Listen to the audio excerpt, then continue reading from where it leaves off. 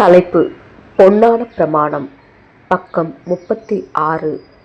Pastor Russell அவர்களின் சொற்பொழிவுகள். Sermon number 349.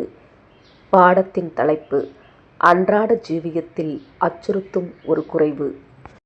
ஆதார வசனம்: 1 கொரிந்தியர் 15ஆம் அதிகாரம் 34ஆம் வசனம். நீங்கள் பாவம் செய்யாமல் நீதிக்கேற்க விழித்துக்கொண்டு தெளிந்தவர்களாயிருங்கள். சிலர் தேவனைப் பற்றி அறிவில்லாதிருக்கிறார்களே, உங்களுக்கு வெட்கமுண்டாக இதை சொல்லுகிறேன். அப்போஸ்தலனின் எல்லா எழுத்துக்களைப் போன்று இந்த புத்திமதியும் பாவிகளின் உலகத்தாருக்காக இராமல் மாறாக கிறிஸ்தவர்களுக்கே கொடுக்கப்பட்டுள்ளது. ஒருவேளை இவ்வசனத்தில் இடம்பெறும் அப்போஸ்தலனின் கருத்தானது நாம் சற்று வேறு வார்த்தைகளில் மொழிபெயர்த்து வழங்கினால் நன்கு விளங்கும். நீதியை பற்றின சரியான புரிந்து கொள்ளுதலுக்கு விழித்துக் கொள்ளுங்கள். உங்கள் ஜீவியங்களில் நீதிக்கு எதிராக பாவம் செய்யாதிருங்கள். ஏனெனில் சிலர் நீதி குறித்த, நீதியின் கொள்கை குறித்த தேவ அறிவு இல்லாதிருக்கிறார்கள். உங்களுக்கு வெட்கமுண்டாகத்தக்கதாக இதை சொல்லுகிறேன் என்பதாகும். கிறிஸ்துவின் பள்ளிக்கூடத்தில் காணப்படும் நாம் எதிர்காலத்தின் மாபெரும் வேலைக்கென்று நமக்கு கற்பித்துக் கொண்டிருக்கின்றார் என்றும் நம்மை ஆயத்தப்படுத்திக் கொண்டு இருக்கின்றார் என்றும் அடையாளம் கண்டு கொள்கிறோம். வரவிருக்கிற யுகத்தில் சபையின் வேலையானது வேதாகமத்தின்படி மேசியாவின் ராஜ்யத்தில் ராஜாக்களாக, ஆசாரியர்களாக, நியாயாதிபதிகளாக, தேவனுடைய பிரதிநிதிகளாக இருப்பதாகும். ராஜாக்கள் என அவர்கள் நமது கர்த்தர் இயேசுவோடு கூட உலகத்தின் ஆளுகையில் பங்கு கொள்பவர்களாயிருப்பார்கள். ஆசாரியர்கள் என அவர்கள் உலகை சொஸ்தப்படுத்தும், கற்பித்துக் கொடுக்கும், உலகத்திடம் அனுதாபம் காட்டும் வேலையில் பங்கெடுப்பார்கள். நியாயாதிபதிகள் என அவர்கள் நீதி வழங்குவார்கள். மேசியாவின் ஆளுகையாகிய 1000 வருடங்களின் போது மனுக்குலத்திற்கு அடிகள் அல்லது வெகுமானங்கள் கொடுப்பவர்களாயிருப்பார்கள். ஆகையால் ராஜாக்கள் ஆகுவதற்கு, ஆசாரியர்கள் ஆகுவதற்கு மற்றும் நியாயாதிபதிகள் ஆகுவதற்கு நம்பிக்கை கொண்டிருக்கும் யார் ஒருவரும் தன்னை அவ்வேலைக்கு தகுதியாக்கிடும் இருதயம் மற்றும் மனதின் தகுதிகளை இப்பொழுது அடைந்தாக வேண்டும். ஏனெனில் முறையாய் தகுதி பெறாத யார் ஒருவரையும் தேவன் நியமிக்க மாட்டார் என்பதில் நமக்கு நிச்சயமே. இந்த காரணத்திற்காகவே தேவன் தம்முடைய சபையை கடந்த 19 நூற்றாண்டுகளாக உலகத்திலிருந்து அழைத்துக் கொண்டிருக்கின்றார் மற்றும் நமது கர்த்தர் இயேசுவின், அப்போஸ்தலர்களின், நியாயப்பிரமாணத்தின் மற்றும் தீர்க்கதரிசிகளின் மகிமையான அறிவுரைகளை நமக்கு தந்து கொண்டிருக்கின்றார்.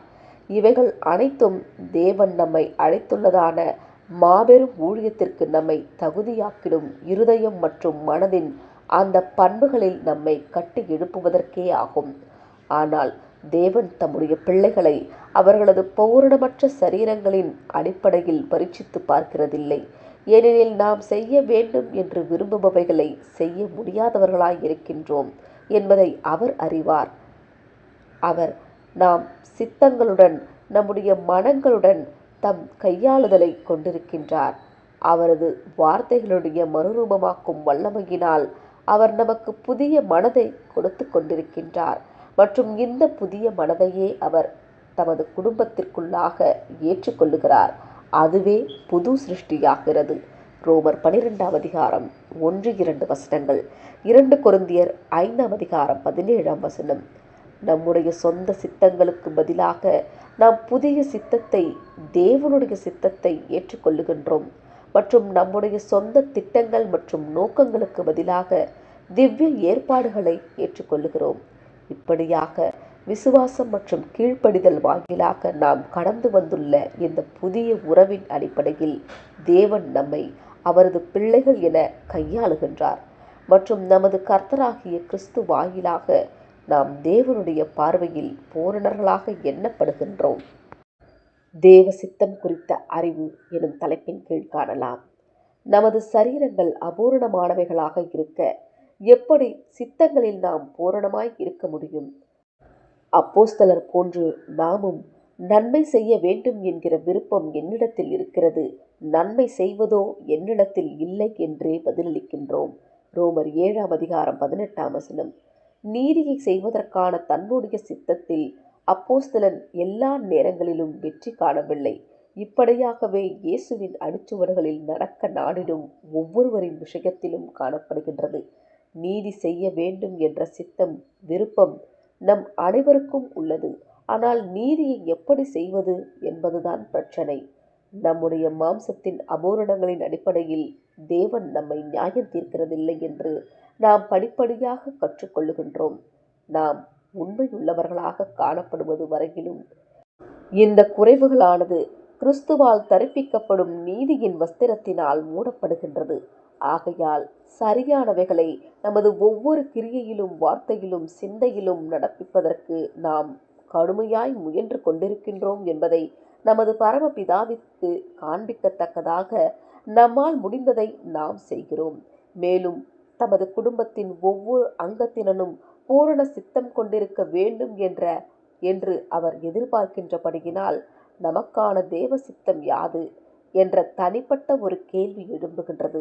ஆகையால் தேவனுடைய நன்மையும் பிரியமும் பரிபூரணமுமான சித்தம் இன்னதென்று பகுத்தறியத்தக்கதாக நாம் கவனமாய் நாடுகின்றோம். ரோமர் 12ஆம் அதிகாரம் 1-2 வசனங்கள். தேவனுடைய சித்தம் இன்னதென்று பகுத்தறிய முயல்வது என்பது அவரது சித்தம் குறித்த அறிவிற்குள்ளாக வருவதாகும். அதை நமக்கு நாம் விவரித்துக் கொள்ளுவதாகும். நாம் உண்மையுள்ளவர்களாக இருப்போமேயானால் நாம் இதில் நாட்கள் செல்ல செல்ல முன்னேறுகிறவர்களாக இருப்போம். முதலில் நாம் கொஞ்சம் அறிவினை பெற்றிருந்தோம் மற்றும் அதை நாம் நடைமுறைப்படுத்தினோம். நாம் கிருபையிலும் அறிவிலும் வளருகையில் தேவ சித்தத்தினை நாம் அதிகம் அறிய வருகிறோம். மேலும் அதிகரித்திலும் இந்த அறிவையும் கூட நடைமுறையில் செயல்படுத்துவது நமக்கான காரியமாக இருக்கின்றது. தேவ சித்தத்தினை குறித்த இந்த அறிவினை நாம் இயற்கைக்கு அப்பாற்பட்ட விதத்தில் அடையாமல் மாறாக வேதாகமத்தை ஆராய்வதன் மூலமே அடைகின்றோம். 2 தீமோத்தேயு 2ஆம் அதிகாரம் 15ஆம் வசனம். தேவனுடைய குடும்பத்திற்குள்ளாக வரும் ஒருவன் தன் சொந்த சித்தத்தை விட்டுவிட்டு அதற்கு பதிலாக தேவ சித்தத்தை ஏற்றுக்கொண்டுள்ளான். கர்த்தருக்கென்று தன் சொந்த சித்தத்தை விட்டுவிடாதவன் அவருடைய பிள்ளை இல்லை. அப்போஸ்தலன் கூறுவது போன்று கிறிஸ்துவின் ஆவி இல்லாதவன் அவருடையவன் அல்ல. ரோமர் 8ஆம் அதிகாரம் 9ஆம் வசனம். கிறிஸ்துவின் ஆவி என்பது பிதாவின் சித்தத்திற்கு முழுமையாய் கீழ்ப்படிந்து ஒப்பு கொடுக்கும் ஆவியாய் இருக்கின்றது. மேலும் இந்த ஒரு நிலைமைக்கு நாம் வரும்போது நாம் நம் சொந்த சித்தங்களை விட்டுவிட்டு இதற்கு பதிலாக தெய்வீக சித்தத்தை ஏற்றுக்கொள்ளுகின்றவர்களாய் இருப்போம். இப்படி நாம் செய்வதற்கான காரணம் இதுவே நமது மீட்பரின் அடிச்சுவடுகளில் பின்தொடர விரும்புகிற யாவருக்குமான தகுதியான நடக்கையாய் இருக்கின்றது என்பதினால் ஆகும். நமது சொந்த சித்தங்களும் நமக்கு திருப்தி தராதவைகளாய் இருக்கின்றது என்பதினால் ஆகும். நமது மனங்களும் நமது சரீரங்களும் மிகவும் அபூரணமானவைகளாய் இருக்கின்றபடியினால் நமது சொந்த சித்தத்தின்படி செய்வதன் மூலம் நாம் அடிக்கடி இன்னலுக்குள்ளாகுகின்றோம். ஆகையால் தேவ சித்தமானது மிகவும் கிருபையான ஒரு சித்தமாக இருக்கிறதென நாம் காண்கிற காரணத்தினால் தேவ சித்தத்தை அறிவதிலும் அதை செய்வதிலும் நாம் மகிழ்கின்றோம். நீதி முதலாவது, பின்னரே அன்பு எனும் தலைப்பின் கீழ் காணலாம். நம்முடைய பிள்ளைகள் சோதனைகளையும் இன்னல்களையும் மற்றும் மெருகூட்டுதல்களையும் பெற்றிருக்க வேண்டும் என்று இந்த அனுபவங்கள் மூலம் நம்மில் தேவனுக்கொத்த குணலட்சணத்தை வளர்க்க, குணலட்சணத்தை உறுதியடைய பண்ண வேண்டும் என்றும் தேவ சித்தம் காணப்படுகின்றது. இப்படியாக தேவன் கர்த்தர் இயேசுவினிடத்தில் ஒப்புவித்ததான மாபெரும் வேளையில் தேவனால் நாம் பயன்படுத்தப்படுவதற்கு நம்மை பாத்திரவான்களாக்கிட வேண்டும் என்று அவர் இருக்கின்றார். இப்படியாக பூமியின் குடிகளை ஆசீர்வதிப்பதற்காக பிதாவினால் திட்டமிடப்பட்டுள்ள பரலோக ராஜ்யத்தில் நமது கர்த்தராகிய இயேசு கிறிஸ்துவோடு உடன் சுதந்திரர்களாக நம்மை ஆக்கிட வேண்டும் என்று தேவன் இருக்கின்றார். சில சமயங்கள் கிறிஸ்தவ ஜனங்கள் வேதாகமத்தில் அன்பு குறித்த உபதேசத்தை கண்ணோக்குகின்றனர். ஆனால் அன்பிற்கு முன்னதாக இன்னொரு பாடம் இருக்கின்றது என்பதை மறந்து போய்விடுகின்றனர். அந்த அடிப்படையான பாடத்தை குறித்தே இன்று உங்கள் கவனத்திற்கு கொண்டு வருகின்றோம். அது நீதி பற்றின பாடமாகும். நீதிக்கு விழித்தெழுங்கள் என்றே நம் ஆதார வசனம் உண்மையில் தெரிவிக்கின்றதாய் இருக்கின்றது. தவறிலிருந்து சரியானவற்றை நாம் வேறுபடுத்தி பார்த்திடவும் மற்றும் நீதியானவற்றை சரியானவற்றை நடைமுறைப்படுத்திடவும் நாம் அனைவரும் கற்றுக்கொள்ள வேண்டும். நீதியானவைகளே சரியானவைகளாக இருக்கின்றது. நீதி என்றால் என்ன என்று காண்பித்து கொடுக்கும்படியாக தேவனுடைய நியாயப்பிரமாணமானது சீனாய் மலையில் வைத்து இஸ்ரவேலர்களுக்கு கொடுக்கப்பட்டது. நீதிக்கும் அதிகமான எதையும் செய்யும்படிக்கு அவர்கள் கேட்டுக்கொள்ளப்படவில்லை. கொலை செய்யாதிருப்பாயாக என்று நியாயப்பிரமாணம் கூறினது. ஏனெனில் தேவனுடைய சொந்த நியாயப்பிரமாணமானது ஜீவனை கேட்டாலொழிய மற்றபடி ஒருவரின் ஜீவனை எடுத்து போடுவது என்பது தவறானதாகும். களவு செய்யாதிருப்பாயாக, இப்படி செய்வது தவறாகும், அநீதியாகும். பொய் சாட்சி சொல்லாதிருப்பாயாக, இப்படி செய்வது அநீதியாயிருக்கும். யாத்திராகமம் 20 2 முதல் 17 வசனங்கள்.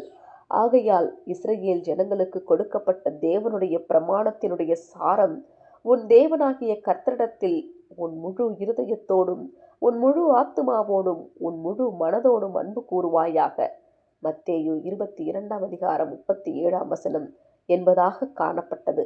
மற்றவர்களை நடத்திடும் விஷயத்தில் யூதர்களுக்கு கற்பிக்கப்பட்ட நியாயப்பிரமாணத்தினுடைய சாரம், உங்கள் அயலார் உங்களுக்கு நீதி செய்திட வேண்டும் என்று நீங்கள் விரும்புவது போன்று நீங்களும் உங்கள் அயலாருக்கு நீதி செய்யுங்கள் என்பதே ஆகும். மத்தேயு 7 வசனம். நடைமுறையில் நீதியினை செயல்படுத்துதல் எனும் தலைப்பின் கீழ் காணலாம். தேவன் இதே பிரமாணத்தை சபைக்கு கொடுத்திட்டாரா? ஆம், அது நியாய பிரமாணத்தின் ஆவியினுடைய காரியமாகும். தேவனுடைய பிரமாணமானது அவரது சிருஷ்டிகள் யாவற்றின் மீதும் காணப்படுகின்றது. ஆனால் நியாய பிரமாண காலகட்டத்தில் தேவன் மாம்சீக இஸ்ரவேலருடன் ஒரு விசேஷித்த நியாயப்பிரமாண உடன்படிக்கையினை பண்ணியிருந்தார். வேறு யாருமே அந்த நியாயப்பிரமாண உடன்படிக்கையின் கீழ் காணப்பட்டிருக்கவில்லை. அந்த நியாயப்பிரமாணத்தினை பூரணமாய் கைக்கொள்ள முடிகின்ற யூதனால் என்றென்றும் ஜீவிக்க முடியும் மற்றும் நித்திய ஜீவனை தன் வசத்தில் பெற்றிருப்பதினால் அவனால் பூமியின் குடிகளை ஆசிர்வதிக்க போகின்ற அந்த மாபெரும் நிஜமான ஆவிக்குரிய இஸ்ரவேலில் அங்கம் வகிக்கும் வாய்ப்பினையும் பெற்றுக்கொள்ள முடியும். இதைத்தான் நமது கர்த்தர் இயேசு செய்திட்டார். ஆவிக்குரிய இஸ்ரவேலுக்கான திவ்ய பிரமாணத்தை குறித்து பேசுகையில் அவர் அதன் கோரிக்கைகள் எவ்வளவு விசாலமானதாகவும் பிரம்மாண்டமானதாகவும் இருக்கின்றது என்பதை வெளிப்படுத்துவதின் வாயிலாய் அவர் தம் திருச்சட்டத்தை சிறப்பித்து மேன்மைப்படுத்தியுள்ளார். ஏசாயா 42 வசனம், திருவிவிலியம். உலகத்திலுள்ள ஒவ்வொருவரையும் நீதியாய் கையாளுவது தகுதியான காரியமே என்கிற விஷயத்தில் எந்த அறிவுள்ள மனுஷனும் கேள்வி எழுப்புவதில்லை. இப்பாடமானது நமது அன்றாட ஜீவியத்தின் காரியங்கள் அனைத்திலும் அநேகம் உட்பிரிவுகளை கொண்டிருக்கின்றதாயிருக்கின்றது. நீதியின் கொள்கையானது ஒவ்வொரு நடவடிக்கைகளிலும் மிகவும் சாதாரணமான விஷயங்களிலும் கூட தலையிடுகின்றதாயிருக்கும். இது உலகத்தில் உள்ளவர்களை கையாளும் விஷயத்தில் மாத்திரமல்லாமல் நம்முடைய சொந்த குடும்பத்தின் ஒவ்வொரு அங்கத்தினர்கள் விஷயத்திலும் கூட பொருந்துகின்றதாயிருக்கும். நம் சொந்த விஷயத்திலும் மற்றவர்கள் விஷயத்திலும் நீதியின் கொள்கையானது அடையாளம் கண்டு கொள்ளப்பட வேண்டும். பொன்னான பிரமாணம் குறித்த இச்சிந்தனையை அனைவருமே ஒருவேளை தங்கள் மனங்களில் உறுதியாய் பதிய பெற்றுள்ளவர்களாய் ஒவ்வொருவரும் நீதிக்கு நியாயத்திற்கு விழித்தெழுவார்களானால் ஒட்டுமொத்த உலகமும் மறுமலர்ச்சி அடைந்துவிடும். ஒருவேளை நீதியின் இக்கொள்கையானது அடையாளம் கண்டு கொள்ளப்பட்டு கையாளப்பட்டால் ஐரோப்பாவில் இன்று மனுஷர்கள் ஒருவரையொருவர் சுட்டு கொண்டிருக்க மாட்டார்கள். மாறாக சிறப்பான ஏதோ சிலவற்றை செய்து கொண்டிருப்பார்கள். அதாவது மற்றவர்கள் தங்களுக்கு செய்ய வேண்டும் என்று இவர்கள் விரும்பும் ஏதோ சில நன்மைகளை ஒருவருக்கொருவர் செய்து கொண்டிருப்பார்கள். ஆனால் மனுஷர்கள் நீதியின் நியாயத்தின் இந்த நியமத்திற்கு ஏற்றபடி வாழ்ந்து கொண்டிருக்கவில்லை. இக்கொள்கையானது அரசாங்கங்களினாலும் தனிமனிதர்களினாலும் முற்றிலும் புறக்கணிக்கப்பட்டுள்ளது. பொன்னான பிரமாணத்தினை மீறுகிறதற்கு வழங்கப்படும் பொதுவான சாக்குப்போக்கு, நமக்கு செய்யப்படும்படிக்கு நாம் எதிர்பார்ப்பவைகளை மற்றவர்களுக்கு நாம் செய்வது ஒருபோதும் சரியாய் இருக்காது. ஏனெனில் மற்றவர்கள் இதை சாதகமாய் பயன்படுத்திக் கொள்ளுவார்கள். அவர்கள் தங்கள் பங்கை செய்ய மாட்டார்கள். அவர்கள் பிரதி உபகாரம் செய்ய மாட்டார்கள் என்பதே ஆகும்.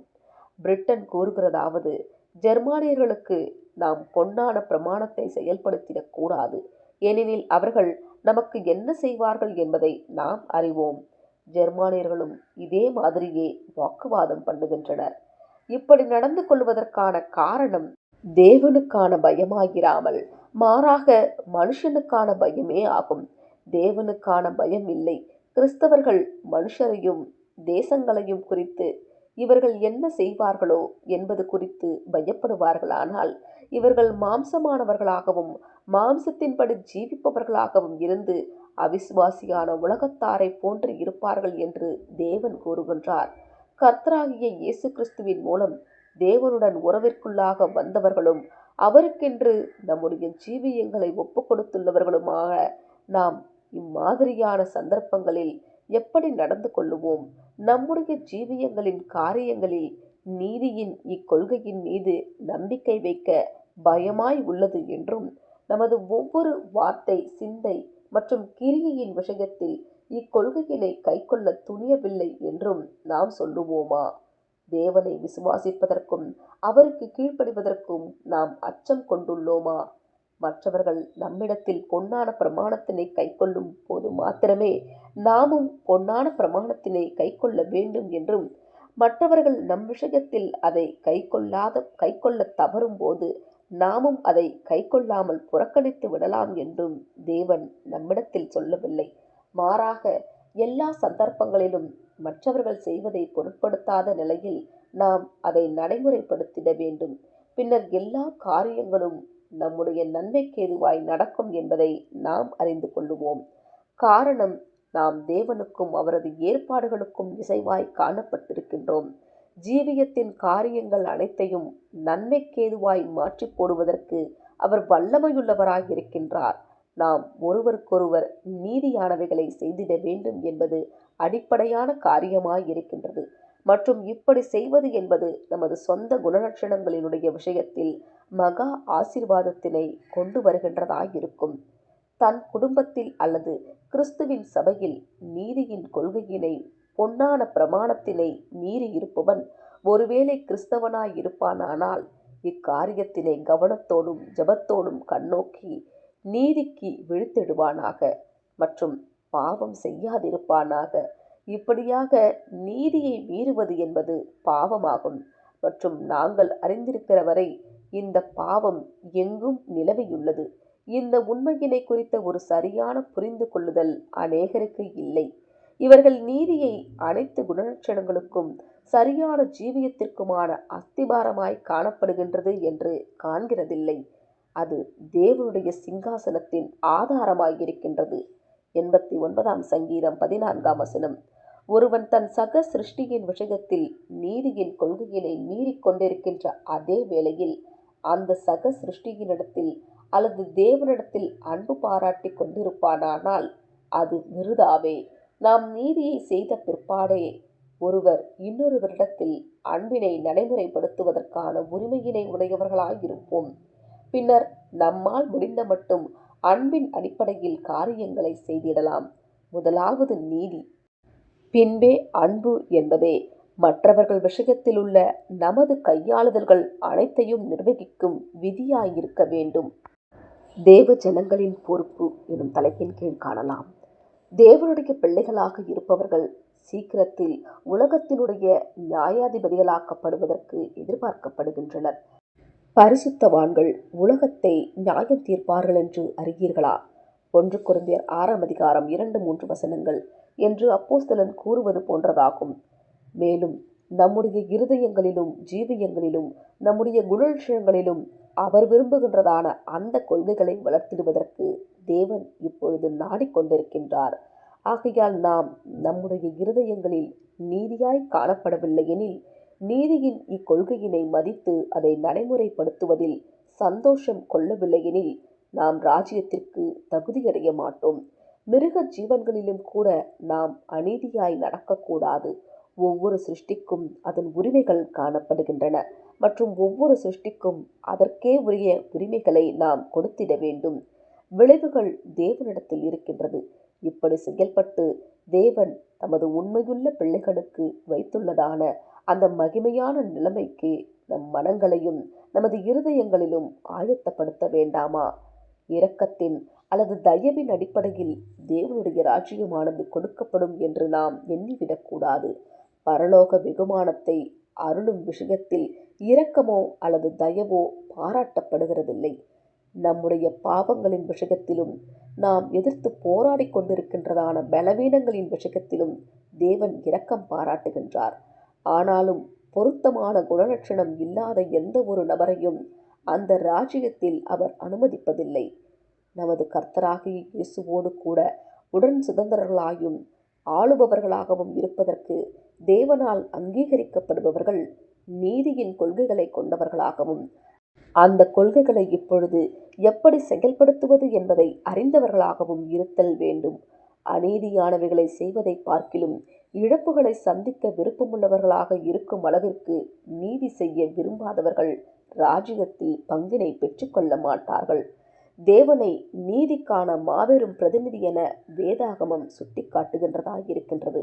நாம் ராஜ்யத்தில் ஓர் இடத்தினை பெற்றுக்கொள்ளுவோமே ஆனால் அது கிரியைகளின் அடிப்படையிலும் கிருபை மற்றும் அறிவின் விஷயத்திலும் நமது கர்த்தர் இயேசுவுக்கொத்த குணலட்சணத்திலும் உள்ள நமது வளர்ச்சியின் அடிப்படையிலுமே கொடுக்கப்படுகின்றதாயிருக்கும். இயேசுவின் இரத்தத்தின் மீதான விசுவாசத்தினால் நாம் நீதிமானாக்கப்பட்டிருந்தால், தேவனோடு ஓர் உடன்படிக்கையினை பண்ணி அவரது பரிசுத்த ஆவியினால் நாம் ஜெனிப்பிக்கப்பட்டிருந்தால், நாம் புது சிருஷ்டிகள் என பூரணத்தினை நோக்கி செல்லுவதை அவர் காண விரும்புகின்றார். நமது பரம தந்தை நம்மிடத்தில் அக்கறையற்று இருக்கிறார் என்றும் அவர் நம்மை இரக்கமற்ற விதத்தில் அக்கறையற்ற விதத்தில் நியாயம் தீர்ப்பார் என்றும் எண்ணக்கூடாது. மாறாக பிதாதாமே உங்களை நேசிக்கிறார் என்ற நமது கர்த்தருடைய வாக்குறுதியை நாம் நினைவில் கொள்ள வேண்டும். இறுதியாக நாம் தேவனுக்கு உண்மையான நேர்மையான பிள்ளைகளாக இருந்து நம்முடைய குறைவுகளை கிறிஸ்துவனுடைய நீதியின் வஸ்திரத்தினால் மூட பெற்றிருப்போமே ஆனால், நீதி எனும் இம்மாபெரும் விஷயத்தில், அதாவது அனைத்தையும் பொன்னான பிரமாணத்தினுடைய அடிப்படையில் கையாளும் விஷயத்தில் நம்மால் முடிந்ததை நாம் முழு பலத்துடன் செய்வோமே ஆனால், இக்கொள்கையானது பிதாவினுடைய ஆளுகையின் அஸ்திபாரமாய் இருக்கின்றதாக நாம் உணர்ந்திருக்கும் காரியத்தினை பிதாவுக்கு வெளிப்படுத்துபவர்களாக இருப்போம் என்பதை நினைவில் கொள்வோமாக. இந்த உறுதியான அஸ்திபாரத்தின் மீதே அன்பின் கட்டிடத்தை நாம் கட்டி எழுப்ப முடியும். இப்படியாக நாம் ராஜ்யத்திற்கு ஆயத்தமாக்கப்படுவோம். Sermon number 259. இந்த தையல் வேலையில், இந்த சித்திர தையல் வேலையில் எவை உள்ளடங்குகின்றது என்பது தொடர்புடைய விஷயத்தில் நாம் தவறு செய்யாதிருப்போமாக. அது அறிவல்ல. தையல் சரியாய் தைப்பதற்கு அறிவு மிகவும் தேவை என்றாலும் அது அறிவல்ல. அது நம் திறமைகளும் அல்ல. தையல் விஷயத்தில் திறமைகள் பயன்படுத்தப்பட்டாலும் அது திறமைகள் அல்ல. அது நம் கடுமையான உழைப்பை மாத்திரம் குறிக்கிறதில்லை. உழைப்பு மிகவும் ஏற்றவையாகவும் ஒருவேளை சூழ்நிலைகள் சாதகமாய் இருக்கும் பட்சத்தில் அவசியமானவைகளாகவும் இருப்பினும் அது உழைப்புகள் அல்ல. இந்த சித்திர தையல் அன்பை குறிக்கின்றதாய் இருக்கிறது. ஏனெனில் அன்பு நியாய பிரமாணத்தின் நிறைவேறுதலாய் இருக்கின்றது. ரோமர் 13:10. இது நமது கர்த்தரினால் கொடுக்கப்பட்ட புதிய கட்டளையாய் இருக்கிறது. நீங்கள் ஒருவரில் ஒருவர் அன்பாயிருங்கள். நான் உங்களில் அன்பாயிருக்கிறது போல நீங்களும் ஒருவரில் ஒருவர் அன்பாயிருங்கள் என்கிற புதிதான கட்டளையை உங்களுக்கு கொடுக்கிறேன். யோவான் 13:34. என்னையும் என் வார்த்தைகளையும் என்று சொல்லுகையில் கர்த்தர் அவருக்கான மற்றும் அவரது சத்தியத்திற்கான அன்பினை சமநிலையில் வைக்கிறார்.